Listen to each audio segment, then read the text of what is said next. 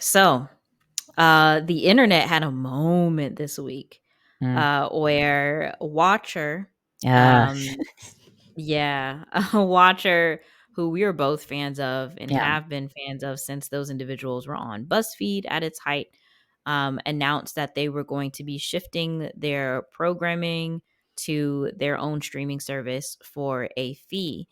And this was received by the internet in a very transparent way. Mm. Individuals were upset and disappointed and hurt. They have these, they call them parasympathetic relationships, but these like years of watching these people creating content. When all of a sudden it's like, hey, you're going to have to pay to see us. For a moment, I think they were thinking about removing some of their content from YouTube. And so it was a deeply unified response from folks saying, like, hey, what happened here? Like, this is not a great idea according to your entire audience. Like, what's going Mm. on? There was a lot of emotions tied to it. And so as a new creator on the internet, 4 months old, little babies, Little uh, bits. we at Contrary wanted to quite literally on camera have a fresh conversation about what means for us and what this has been teaching us as Mm. we forge our way on this platform. So Nicole, I know you heard about it. We were texting and talking about it like very briefly. Mhm. What are your thoughts? Like, how are your feelings, and what are your learnings from what we witnessed from the weekend, and then from their subsequent Mm. apology and kind of walking back that decision? Yeah, it was crazy to see the response. Um, and it was crazy to see how everybody was on the same page. Mhm. Like, I felt like I didn't see anybody who was just like, "No, guys, just let them do their thing." I didn't see one either, not one. Maybe there was, I didn't see it. Yeah, Yeah. yeah. Which, I mean, kudos for them not deleting comments, negative Yes, comments, because they could very have much very so. easily kept the ones on the platform that were just like, Yeah. "Do what you do, guys." You know what I mean? Or blocked the comments. They kept them Right, on there, which is a good sign. right. Um, but yeah, it felt very out of nowhere. Mhm. Um, and you were telling me before about how it was kind of like presented, the initial like informing everybody of the change. Um, and it felt very manipulative in a way, and like pulling on those Mhm. heartstrings in order to get people to give their money. Um, Mm. and like knowing like, okay, the people say like sex sells, okay, but so does like sadness and Yes. fear and terror. Nostalgia. Yes, yes, yes.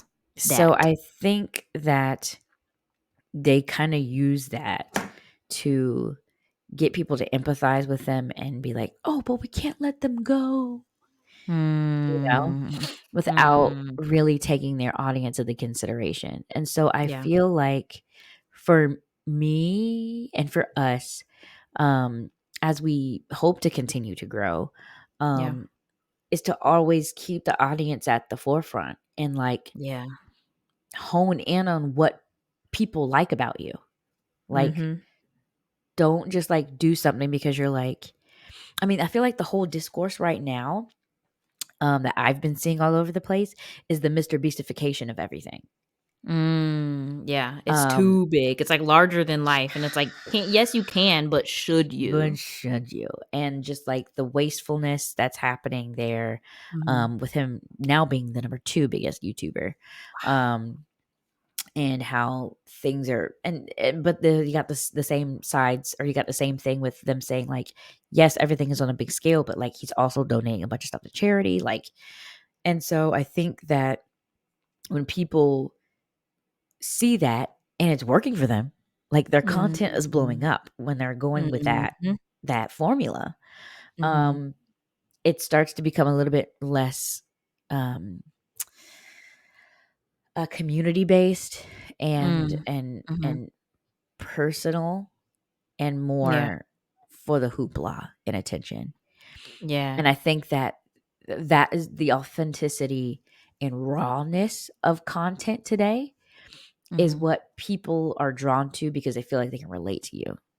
Mhm. And Mhm. so I think that when that shift happened, it felt like a corporate move. Like, it felt like your brand, your makeup brand, your hair brand, your, snack brand Mm. being bought out by a huge well-known company, and Yeah, it's it like, felt like a betrayal, how is and the it's harder formula gonna because change? Like, how is it yeah. gonna taste Yes. now? What am I eating? Yeah, like, this isn't the Yeah. same. They changed an ingredient, and it Mm, doesn't mhm. feel as, nostalgic as it did.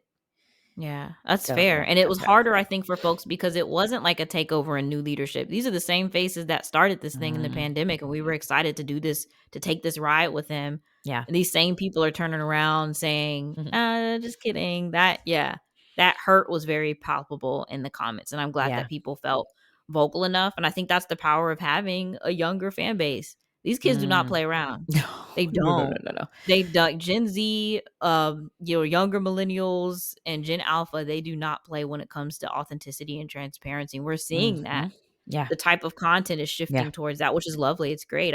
A lot of what I watch on YouTube now is talking head like video essays. Yeah. And it's just somebody in their room. It's not the best lighting, it's not the best this. And Right. that was one of the arguments for Watcher. They wanted better quality, but people were like, we just liked the black screen and the text over it. Like we came for the personality. That's Mm. why we stuck around because it was like we Mhm. wanted to hang out with our friends. Um, Mhm. I love that perspective of it's kind of like getting bought out and you're like, Yeah. this doesn't feel good. Yeah. Um, I think one of my main takeaways next to yours of you got to listen to your audience and lean into authenticity. um, One of my other takeaways was actually from the response, the "we messed up" response. We are in the Mm. era of YouTube apologies. Like, we Right. have enough to make a tier list off of. Like, we're in that era now. There have been ukuleles, there have been tears, there have been a lot of things. Um, and one thing that I noticed about the "we messed up" video is that it was just that, like, we messed up. I think having the humility to address what was happening. I can imagine being in that office for those like Mm. how that weekend must have been insane. I'm sure I didn't see it, but there was probably some threats happening. Like there was some pretty scary stuff happening on a personal level, which I wouldn't wish upon Mm. anybody. But Mm. what I learned there was that like if you're going to do this internet thing, you gotta be ready to publicly mess up. Yeah. Hopefully, it is not on a crazy large scale, and sometimes people mess up and deserve to be punished for said mess ups, but when it's something like Mhm. that where it's just like an emotional hurt or like, "Ooh, this was a bad choice," like, "Ooh, we didn't Mm. listen," Yeah. I appreciated that they immediately, when and where they could, addressed it because they could have said nothing and just charged it and kept going. Yeah. They could have responded in anger, which I'm sure was probably a gut reaction too when For sure. somebody everybody kinda craps on an idea you might have been super excited Yeah. about, Yeah. That's but true. I appreciated that they had the guts to do that, because not everybody does. It's easier Yeah. to slink into the shadows and disappear.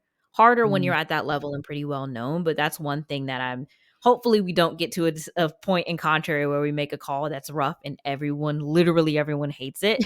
But if that is the case, I'm glad that we now have an example of as close to a solid apology that we can get. There's always room for improvement, Mhm. but to see that, I think that it's really notable and honorable as well. They might lose forever fans. I get it. I'm a Yeah. loyalty person. I myself am still like, is it gonna be the same? Because this still happened. Like, we Mm. still did it.